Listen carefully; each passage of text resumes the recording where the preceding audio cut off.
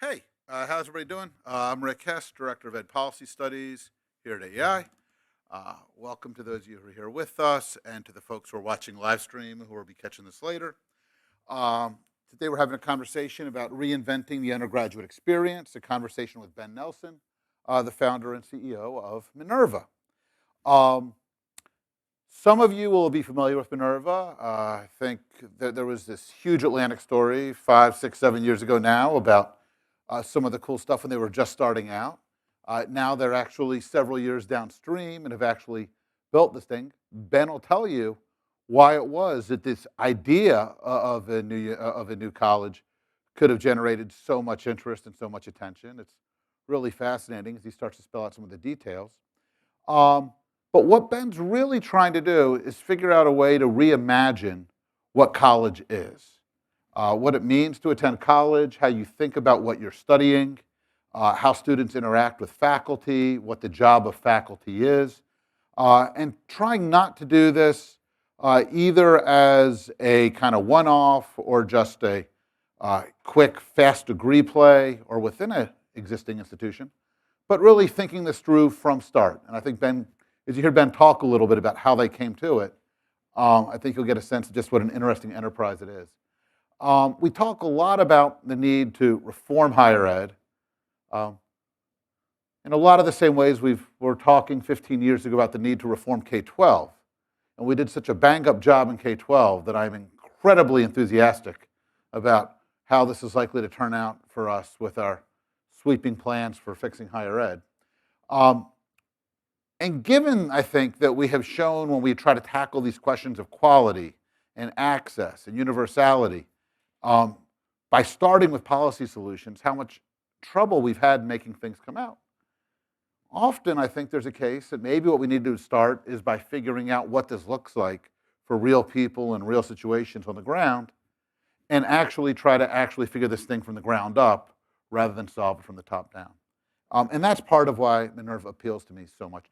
The other reason this appeals to me so much is I've been at AEI now close to 20 years, and I've been in this business of talking about ideas for, a quarter century.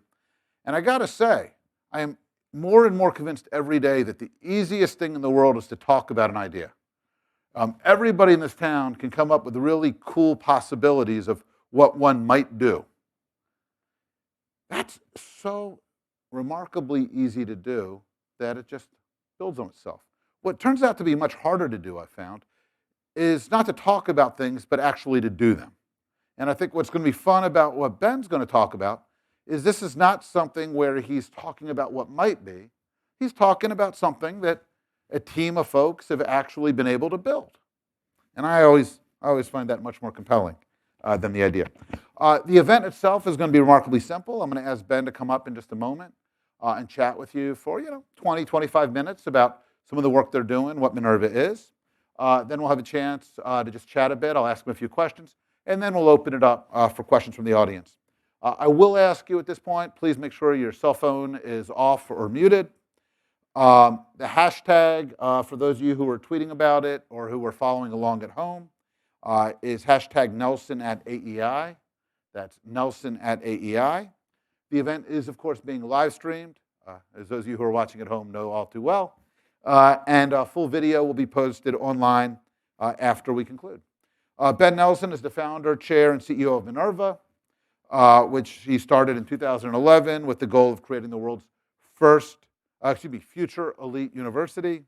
Prior to that work, Nelson had been CEO of Snapfish, where after enjoying some moderate degree of success in the tech space, he decided to switch gears. But I'll let him talk more about that if he's so inclined.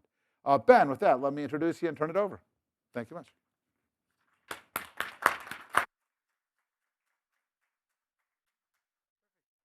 you so much for having me. And I wanted to, just want to make sure it's on. Great. I wanted to give you a little bit of a sense of why it is that we do what we do. Sometimes it's easy to just think about institutions that need to reform, that we say to ourselves, well, we've been doing a certain thing a long time, we probably should be doing it differently. But we don't really ask about purpose, but what is the enterprise of education about specifically higher education. And so let me go through a little bit of a thinking around what is the purpose of higher education that may put education in a little bit of a different light than you're used to. Imagine a world in which pretty much your life is determined by who you are born to. You're born to a blacksmith, you'll be a blacksmith. You're born to a shopkeeper, you'll be a shopkeeper. You're born to a farmer, you'll be a farmer. And if you're born to a doctor, you'll be a doctor. Now, in that world, there is an enormous amount of certainty as to what it is you're going to do for the rest of your life. And sometimes you need training to be able to do it. You can't just learn from a parent all the things that you need to know in order to be a doctor. Things change, things evolve, and so you need somebody to go out and educate you. But now imagine a world where you aren't born into your station, where you're born and have the burden of being free. Now, that sounds strange. Being free doesn't sound like a burden. Freedom sounds like a gift, something that everybody wants and strives for. But it turns out that being free is a substantial burden, because being born into your station means that you know what will happen. You can play your role, do it for the rest of your life, die peacefully, hopefully sometime later, and you fulfilled your mission in society. Being free means that you have agency. You can make all sorts of decisions, determinations of what you'll do and how. And that burden was very evident about 250 years ago to the founding fathers of this country. And they realized that the system of education that existed all over the world, basically a system of education that was there to serve the state or serve the cross, depends on who is running that educational institution, was not there to serve freedom. It existed such that jobs that needed to be done for the sovereign were going to be executed. You'd be trained to do a thing, you would execute that for the rest of your life, and you will do that not for yourself, but for the good of the state or the church. The founding fathers of this country had a different perspective. They thought that the sovereign should be the people. And because of that, they understood that the enfranchised citizens of this country, relatively few at the time, but obviously with their view of having it larger and larger in the future, that those enfranchised citizens needed to be trained in the various disciplines or arts that allowed them to be free or have liberty. That means that a liberal arts education is an education that enables individuals to be sovereign in their view of a representative republic or in a democracy. Now, when you've heard of the term liberal arts before, how many of you associated that with citizenry? I bet very few of you. In fact, when we hear the term liberal arts, we think of literature, poetry, the humanities. Oftentimes, liberal arts is confused with the humanities. It turns out it has nothing to do with that specific subject. It has to do with a breadth of understanding of the various disciplines in society, such that when you are called upon to elect someone to serve your interests, but more importantly, if you yourself are called upon to serve, you're able to transfer those skills, those practical pieces of knowledge, as Franklin referred to it, or useful knowledge, as Jefferson referred to it, from the field that you know to the field that you are about to take on. Now, this is very interesting, because if you look at American higher education today, I think anybody would be very hard-pressed to see what universities are doing in their educational enterprise as preparing the citizenry of this country, if not the world, to be prepared to both participate in a liberal democracy or to serve it if called upon. Now, 25 years ago, when I first realized that this was the purpose of universities, and that this was actually the linchpin to making American society function, I got alarmed. Because what I saw instead was a set of institutions that were focused on issuing degrees. And in fact, all of the incentives, all of the public policy, initiatives, pushes, were focused not on what universities were doing, but on metrics that pushed them further and further away from that actual goal. Think about what Rick discussed at the beginning. We are all focused on access to higher education, increasing access, making sure that everybody can get in and get a degree. We're focused on completion rates, making sure that once they get in, they can get out, they can get that degree. We're focused on costs, making sure those costs are lower. Well, guess what? There's a silver bullet to fix all three of those things. Destroy standards. You lower standards, anybody can get into college. Have great inflation, anybody can get out. Right? Deliver education by having a person stand in front of a crowd and basically spew information in their direction. It's pretty cheap.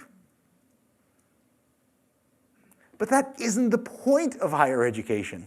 And in fact, when you optimize for those symptomatic problems, as opposed to actually understand the root of the problem in higher education, why it is that there is no access, the nature of the financial structure of universities. Why is it that those who get in don't actually graduate? The nature of the lack of effective pedagogy in those institutions. Why it is that costs have blown up, nothing to do with the educational enterprise, everything to do, 80% of the costs of American higher education have no connection to education. All of a sudden you realize that focusing on addressing the symptoms will only make them worse. So let's take each one of those things and I'll explain to you how they're related to what Minerva did in reimagining the system. Let's first talk about access. The financial structure of universities is built for the rich. There's no way of getting around that, and the statistics do not lie. In 1965, if you were an adult American that was born into the top quintile of the socioeconomic distribution of the country, you had a 40% likelihood of having a college degree. If you were an adult American in 1965 who was born into the bottom quintile of the socioeconomic distribution in the United States, you had a 6% likelihood of having a degree. Why is 1965 important? It's introduction of federal financial aid. It is in the midst of the giant expansion of college spots that focused on increasing access. And it was the shift of government sponsoring universities or funding universities to do research to the shift of government sponsoring universities to accept students. And so they realized the disparity, they addressed the symptom, and 50 years later, spectacular results. 2015, you're an adult American, born into the top quintile of the socioeconomic distribution, you had an 80% likelihood of getting a degree. 2x increase, 100% increase. If you're an adult American born into the bottom 20th percentile or quintile of the socioeconomic distribution in 2015, you had a 9% likelihood of having a degree. The disparity got dramatically worse. Overwhelmingly, qualified students that should be getting access to college, born into the bottom quintile of the socioeconomic distribution in the country, don't go. And overwhelmingly, people who have no business going to college, born into the top 20 or quintile, top 20%, are going to college. So when people talk about making college free, be very clear who they're making it free for. Rich people. This is one of the problems when you try to address access without actually understanding what it is that access means. Access means, first and foremost, lowering the cost of education. And because the cost of education has everything to do with non-academic matters, you have to address those first. As much as I enjoy college sports, Division I college athletic programs cost every matriculated student an average of $10,000 a year. Not every athlete, not every student that participates in sports programs, but every single student. That's a cost that our society cannot afford. The campus costs an enormous amount of money to build and maintain and is very poorly utilized. Classroom space is almost never utilized at more than 50%. Usually it's utilized in 25% or less. The campus itself has all of the trappings, the amenities race, the focus on all of the costs that are associated with making it beautiful and attracting students and all the rest. And it leads to another 5-digit investment per student per year to attract them to an educational enterprise, which we'll talk about, doesn't necessarily have to do a lot with education. Undergraduate tuition in the United States funds research. In 1965, when the government decided to stop funding research directly at the levels it had at the peak of the Cold War and started dwindling that amount down, especially in the 1980s, what universities did very cleverly is say, great, we'll just hike undergraduate tuition, take more money from the government in loans and subsidies, and then use that money to funnel it to research, rather than having the public policy argument that they needed to have with Washington about how important basic research is for the health of this country.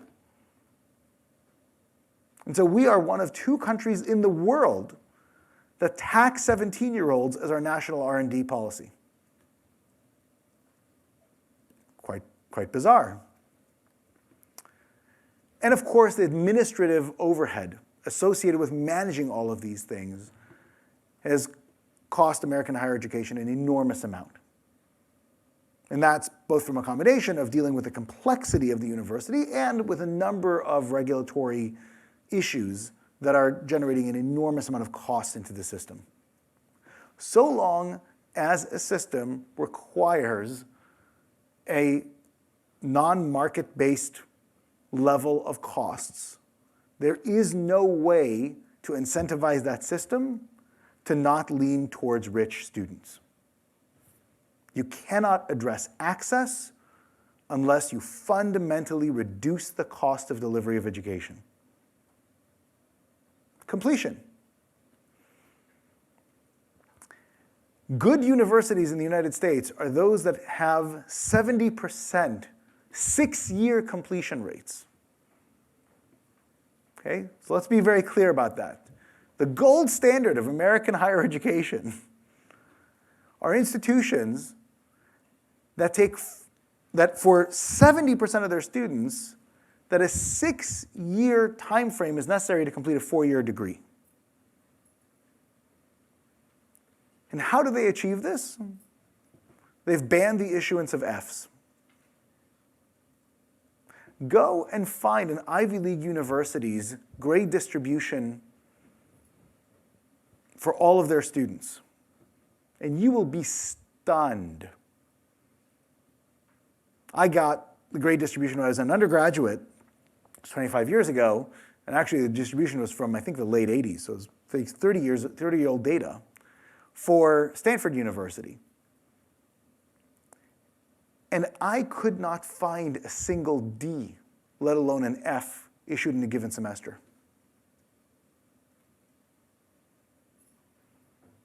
That's a problem.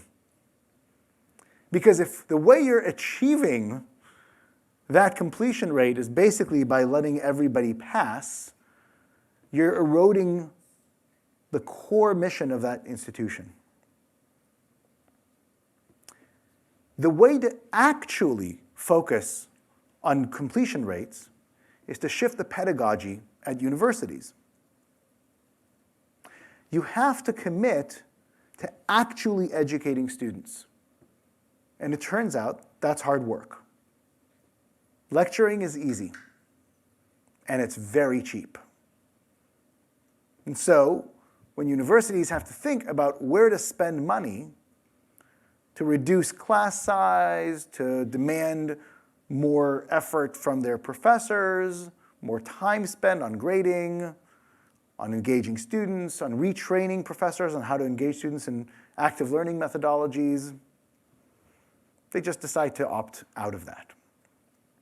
And the outcomes are that students who are actually getting into colleges because there have been interventions in appropriate teaching methodologies in K-12 are flunking out at enormous rates.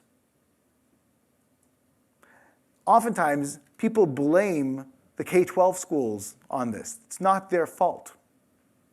What happened was, historically, is that when you go through a K-12 process, you learn how to learn on your own because you don't get effective teaching.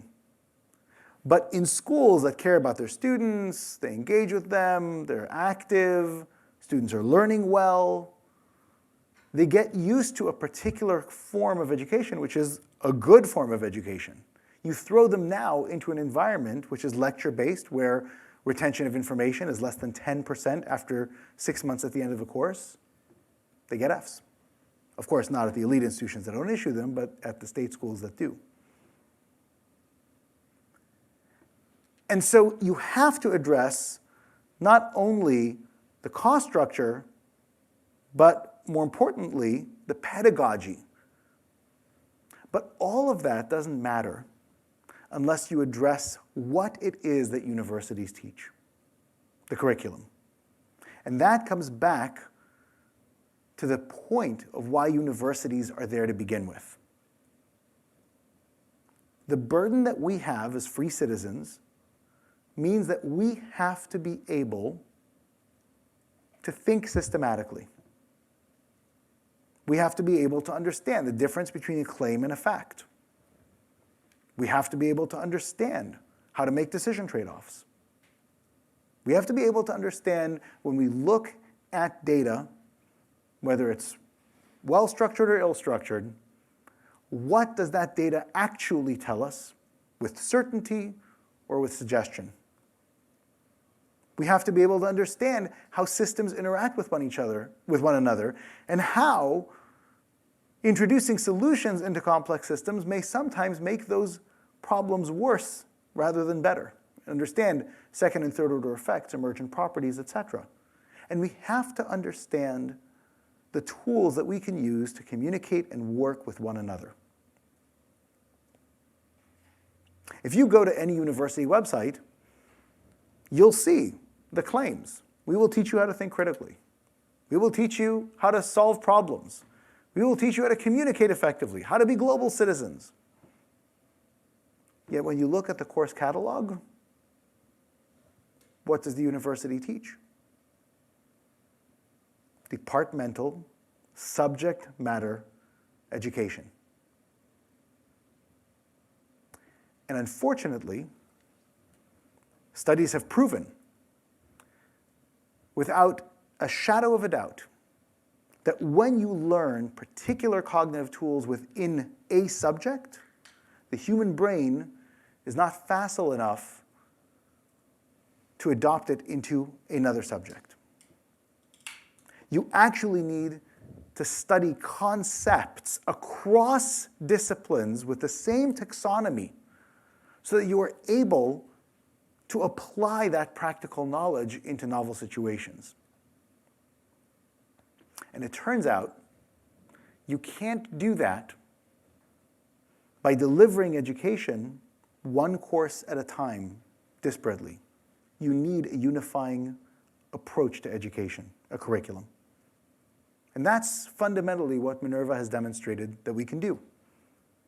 We started with a curriculum that teaches 80 different component parts of critical thinking, creative thinking, effective interactions, and effective communications across 30 different subject areas at once. We do so in a data-rich environment. Whereas one student learns from one professor, the data and their facility with each one of these 80 concepts carries over so other professors can track their progress and mastery of these skills over 4 entire years. We did so in an environment that cut the cost of attendance at universities, the tuition and fees, by nearly 3/4.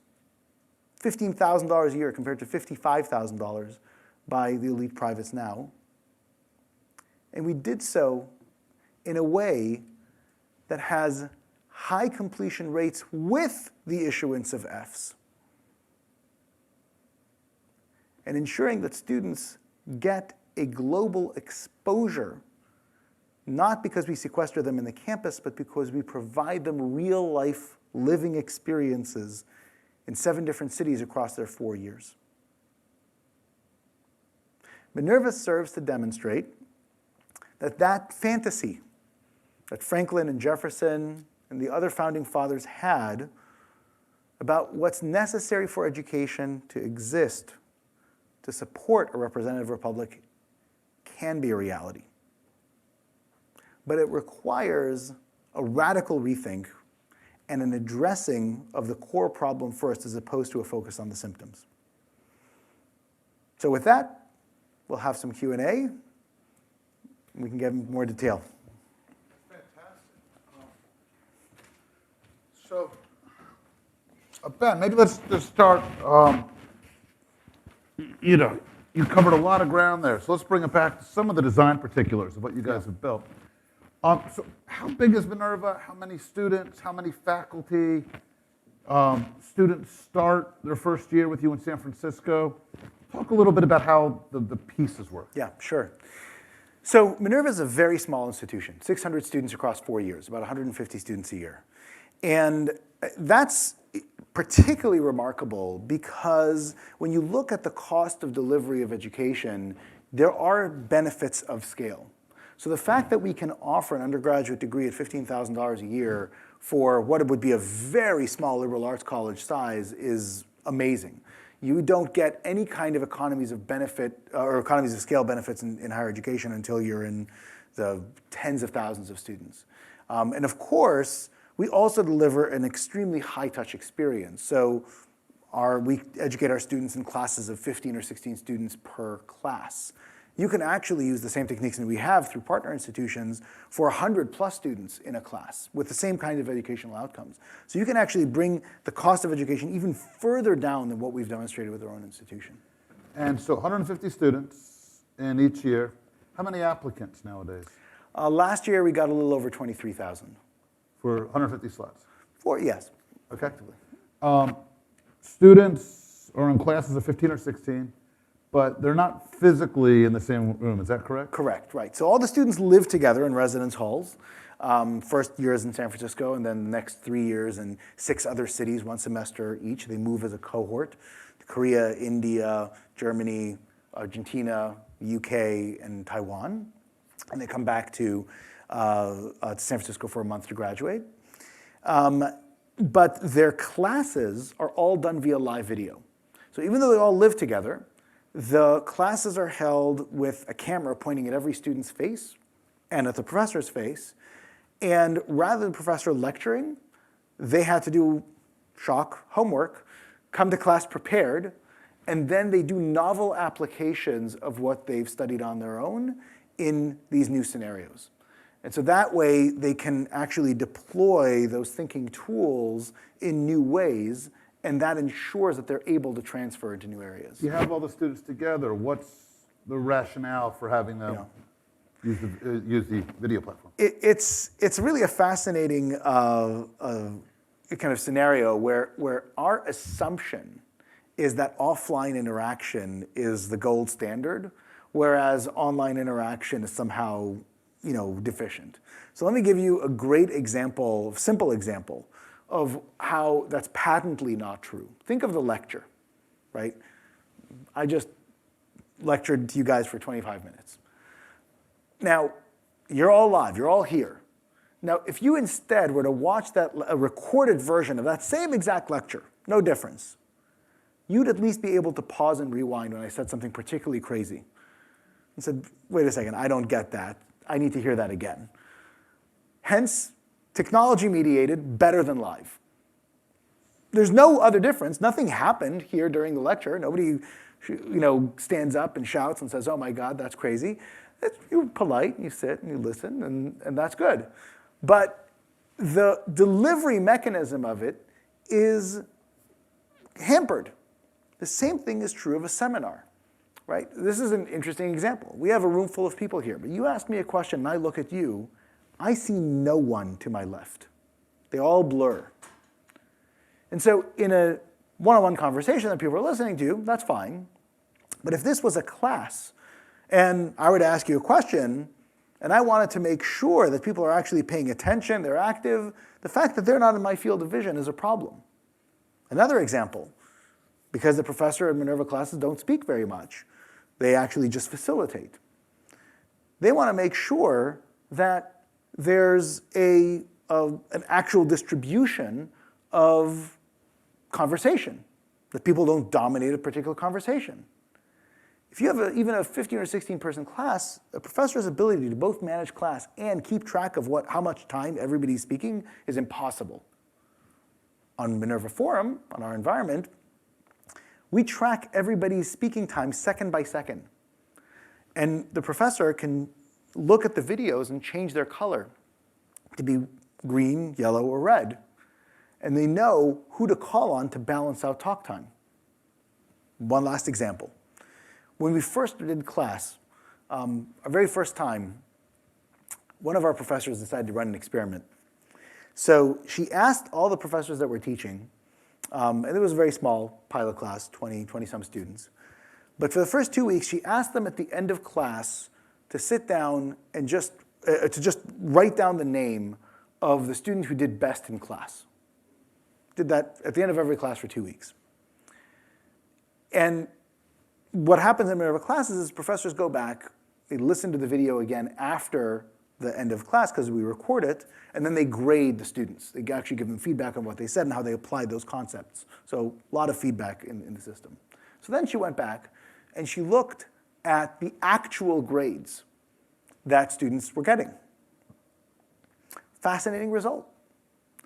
Every single one of the students that the professors said did the best in class had one particular characteristic, and every single student in every class that got the highest scores had a second characteristic. You want to guess what those two characteristics were? No, because I'm sure they were. At the end of every class, the highest instinctively rated student in the class was a male. At the end of every class, the best scores, the best applications were female. If you go by intuitive, we all have gender biases.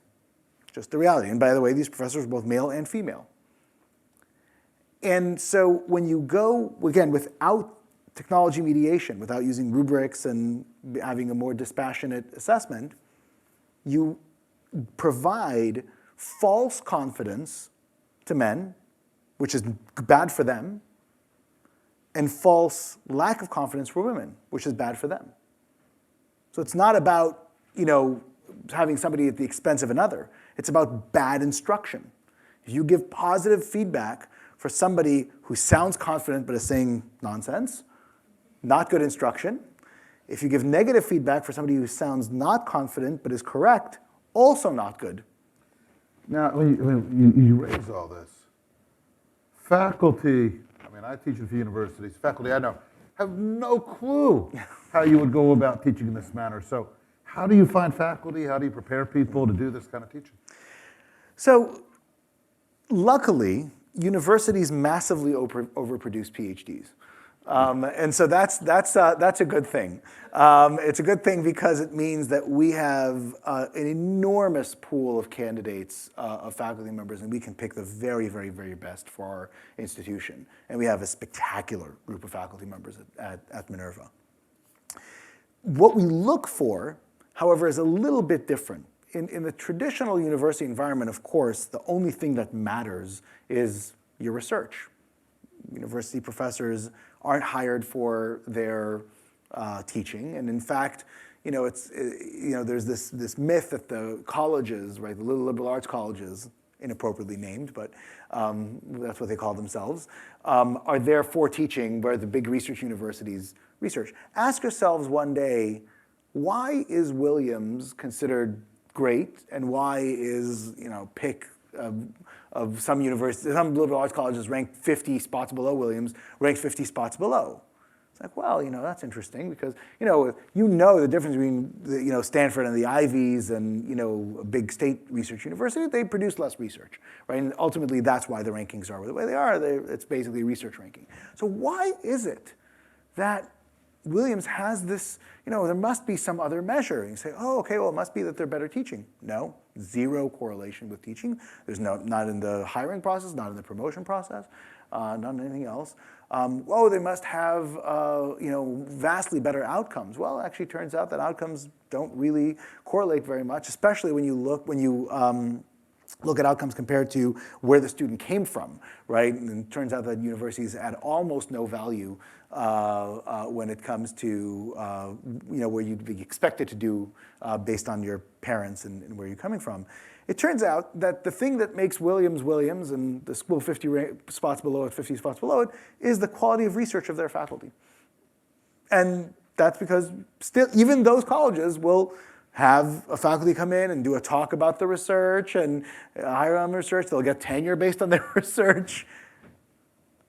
So given the doctoral training, uniformly, right, the first thing you learn is devote as little time as possible to learning to teach. Correct. Because it distracts you from the reason you're getting trained. Correct. So as you guys are out there, even looking at the surplus of PhDs, how do you find people who have the skills, the interest to do what you were just describing? Well, so luckily the professors that apply to Minerva have a passion for teaching.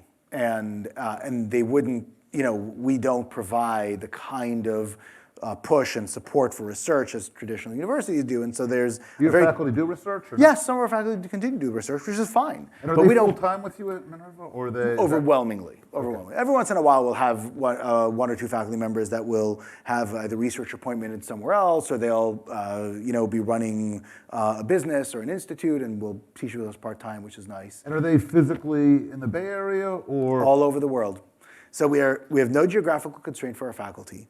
They can teach from wherever they want. They can do research and work on the side as they want. Anything they invent is theirs. So we don't take ownership of their intellectual property.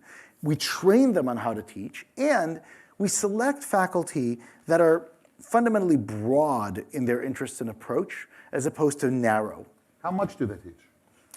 It depends what load they want. They can teach as much as 4 courses in a given semester. That would be a very full load. And our courses 3 times a week? Twice a week, hour and a half each. So basically 4 courses mean that they're spending 12 hours a week in a classroom environment. That would be a full load 8 months of the year. And how are they paid? How much do they earn? Faculty at Minerva will get paid on average over $100,000 a year. But we pay based on job done, not based on age. So, at most universities, what happens, of course, is that as you become more prestigious, you publish more, you get paid more. Again, not based on how well you teach, not based on any of those factors. We look at faculty and we ensure that all of our faculty are great faculty members, and if not, they don't get renewed.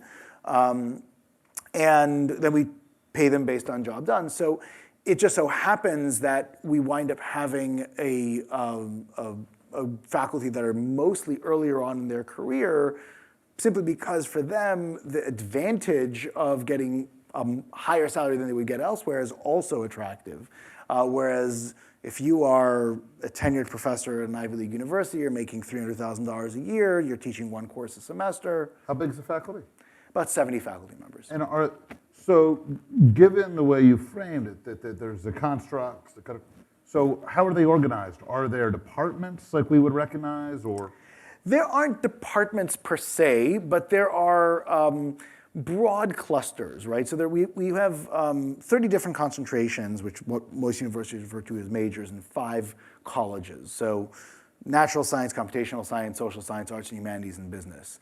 And we'll have faculty that are largely in one of those colleges, though the faculty that we really enjoy a lot are those that actually will teach courses in other colleges because they have that interest and breadth. And do faculty teach during the summer or summer off? Summer's off. And then talk a bit, you mentioned, and then we'll throw it open, that the students aren't in the Bay Area for all 4 years. Right. So especially for $15,000 a year tuition, how does this work? Yeah, so the beauty of the model is that once you realize that you can provide a superior education using technology than you would offline, you all of a sudden realize you don't need offline infrastructure, right? You need a place for them to sleep and eat and shower, but outside of that, you don't need physical infrastructure, rooms, campuses. And so we had the opportunity to rethink what is the ideal offline experience. And again, transfer, the whole point of education, being able to apply what you've learned in new contexts, doesn't just mean new fields of study, right? We don't live in a world of theory where we're going from one academic discipline to another in our day-to-day lives. In fact, that's rarely the kind of lives that we lead.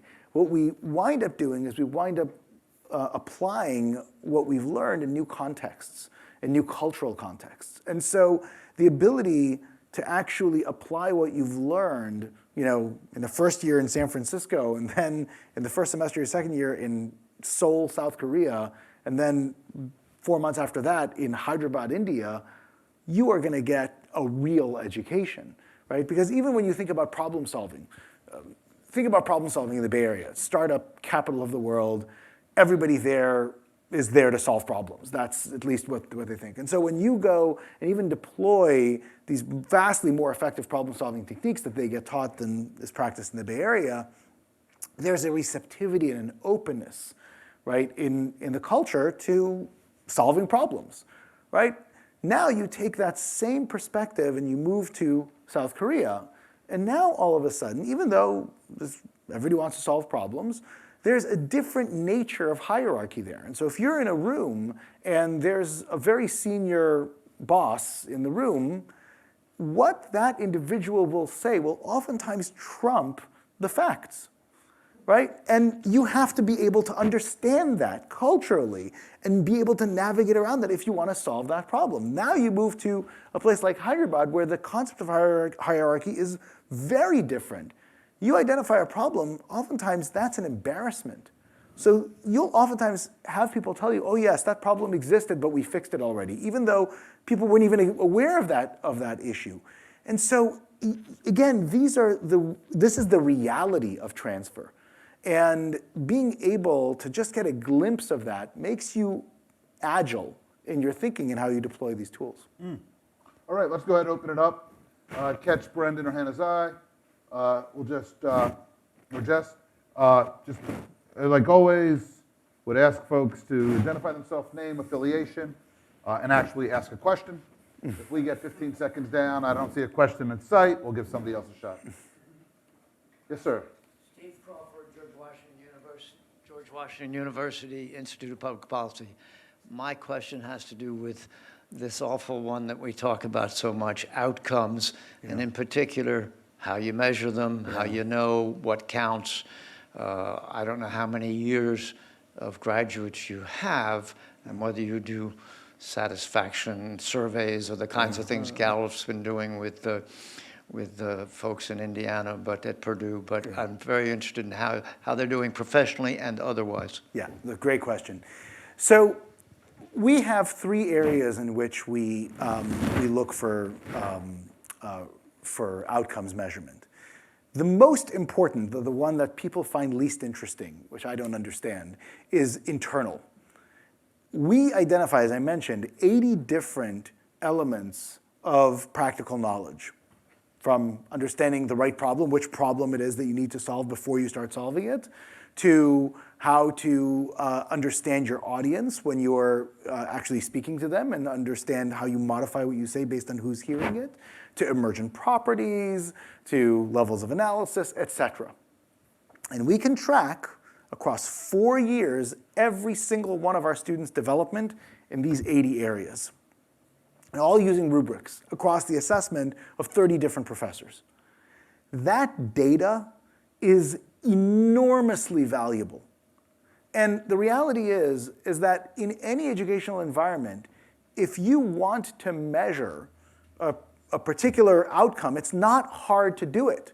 The difficulty is that universities resist defining what it is that they should be measuring, which is crystal clear.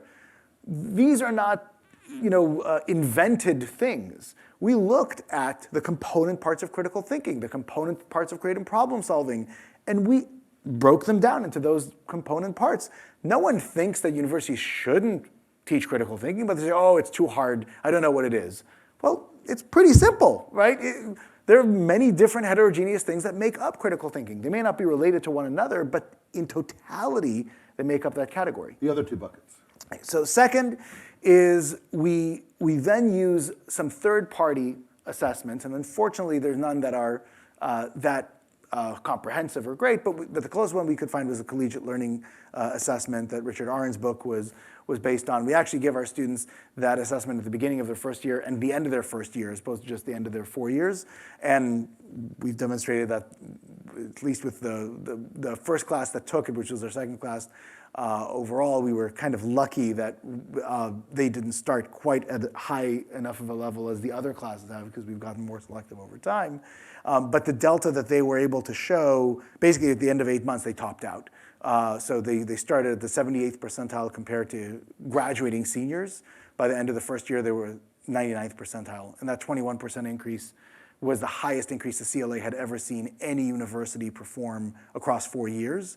And by far, the institutions that did well on CLA improvement were ones that started with low-performing students, not Is the that ones publicly available data? Is that Yeah, we have blog posts, et cetera, about that. And then third, we actually touch base with employers. And we look at the outcomes of the kinds of opportunities that our students are getting in the real world. So it could be from feedback from employers that say, I don't understand how your students can think this thoroughly. I've never seen anybody like this. We see graduate school placements, which we actually thought would be the hardest thing because we're so new and different. But how many grads do you have at this point? We only graduated our first class in May, so about a little over 100 graduates. But in that first class, for example, we had 3 students who applied for postgraduate positions at Harvard. All 3 were accepted. One was turned Harvard down and went to Columbia and Penn and went to a new, interesting PhD program at NYU in data science. We have another student who's doing a PhD with a Nobel Prize winner at Berkeley.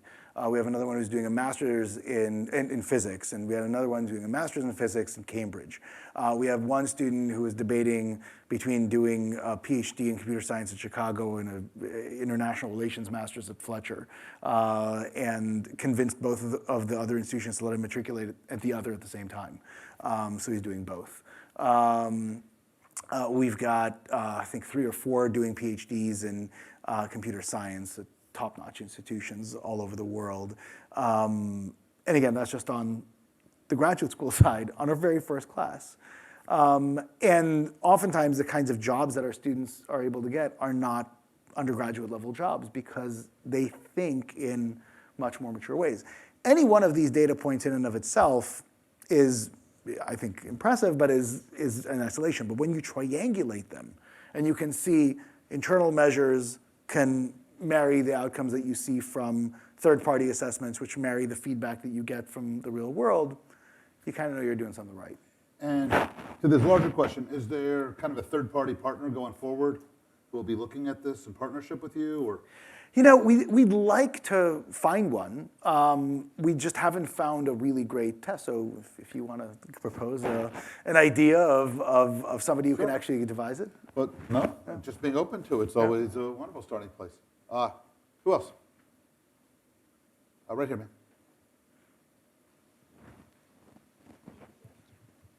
Hi, I'm Erin, also from George Washington University. I'm a master's student in higher education and student affairs. I'm curious from a student affairs lens about the support you offer your students. I'm thinking about like orientation, academic advisors, mentors, multicultural affairs, things like that. What type of support are your students receiving? Yeah.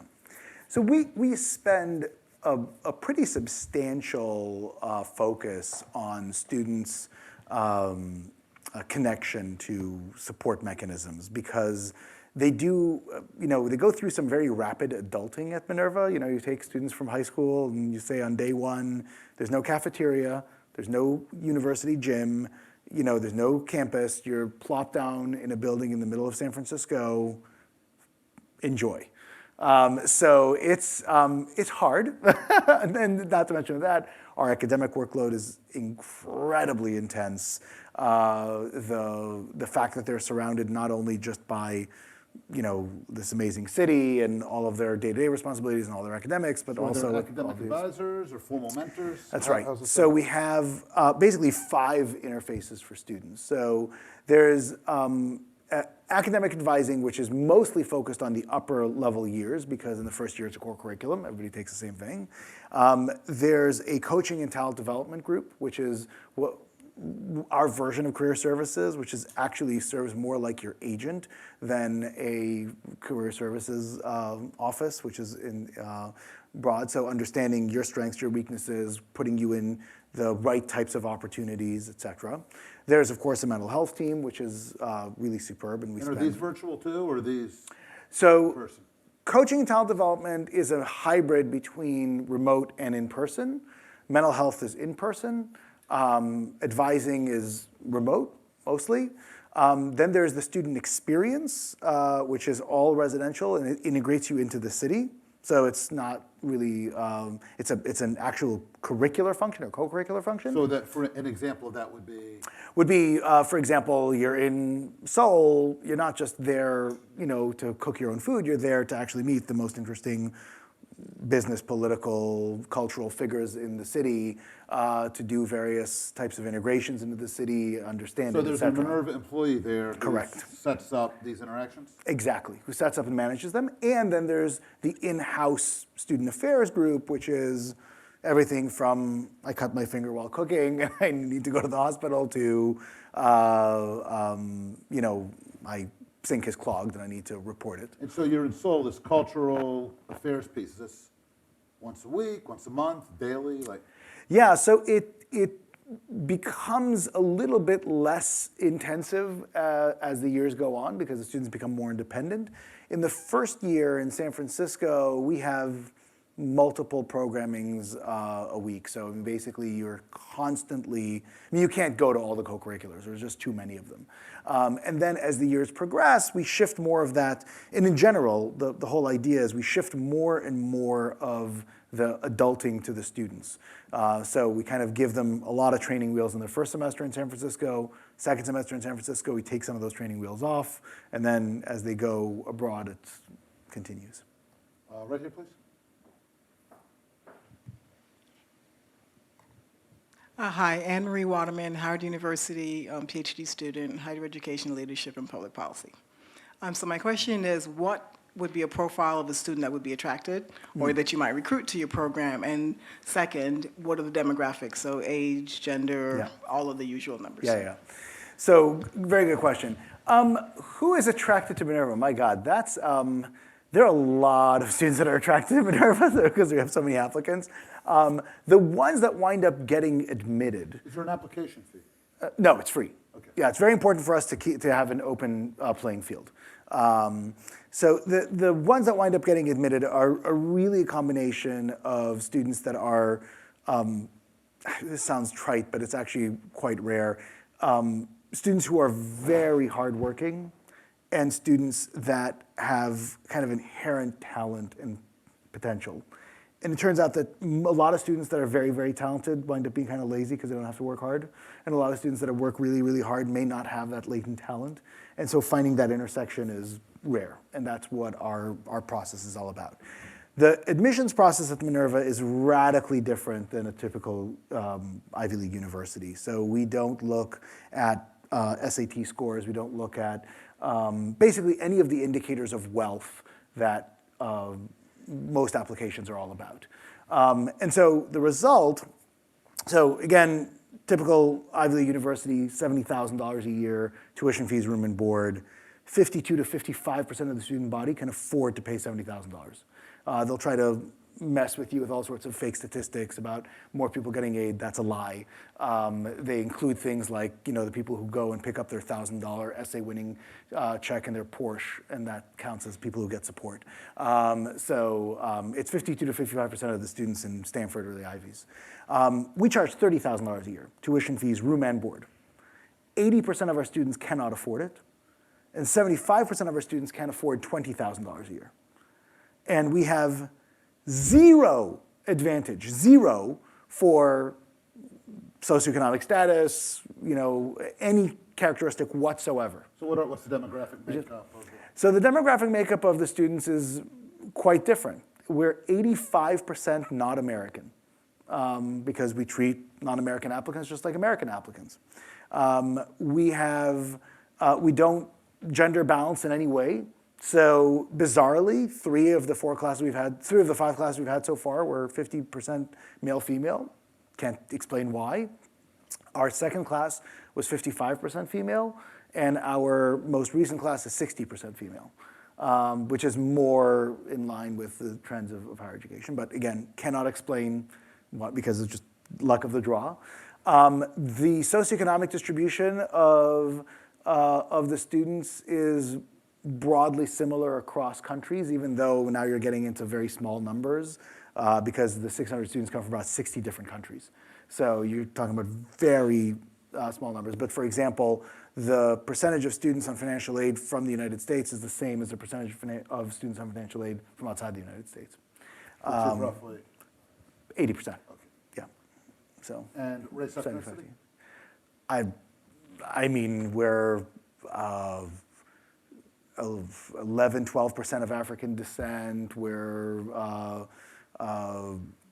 roughly a similar percentage for Hispanic descent, maybe a little bit higher. There's, I don't know, 40-some% that's of various Asian descents, but most of these are And age? varies. They're generally about a year and a half older on average than an incoming student. We get a number that have done gap years or that have done 1 or 2 years at another university and have kind of thrown their hands up and transferred, but they have to start over. But, you know, 19-ish. All right, last question. Right here.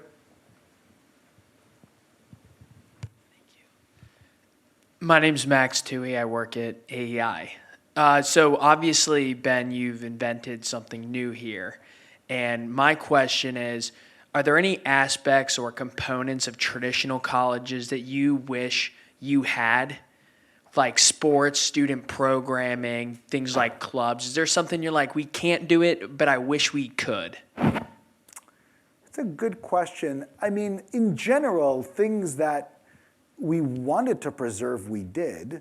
We only have student programming and stuff like that. I mean, the reality is that, the creation of a system, one of the things we teach our students is constraints develop, and when you try to glom on things from, that are not naturally forming within the system, systems tend to break, right? And so, I'll give you an example.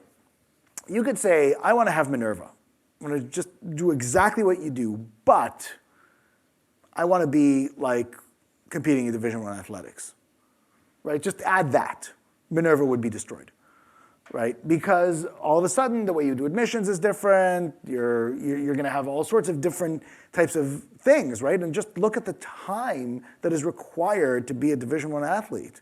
It's a professional job. It's a full-time job. There's no way you can do that and go through a Minerva level of education. And so there's, we have the design we have because the design works. Now, are there things that we want to do differently? For sure.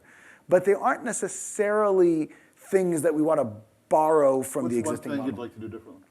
So one thing which I am very focused on for the next, hopefully 3 or 4 years. So I mentioned about 80% of our students are on financial aid. One of the components of financial aid is work study. So we arrange for work opportunities, both internal to Minerva and external for employers, for every student on financial aid. They make about $4,500 a year doing work, which is important. It's their living expenses.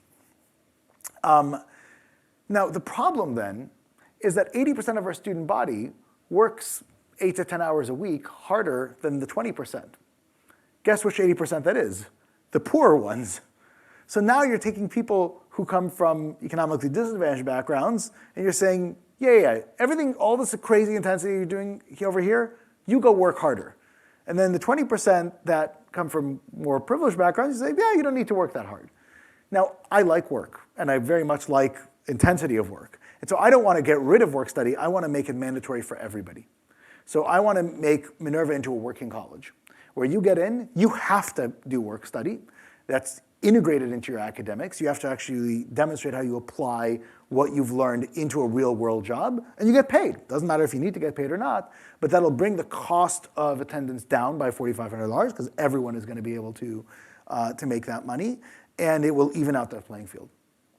Ben, thank you so much for taking the time today. Pleasure. Thanks for having me. Appreciate it. Thank you.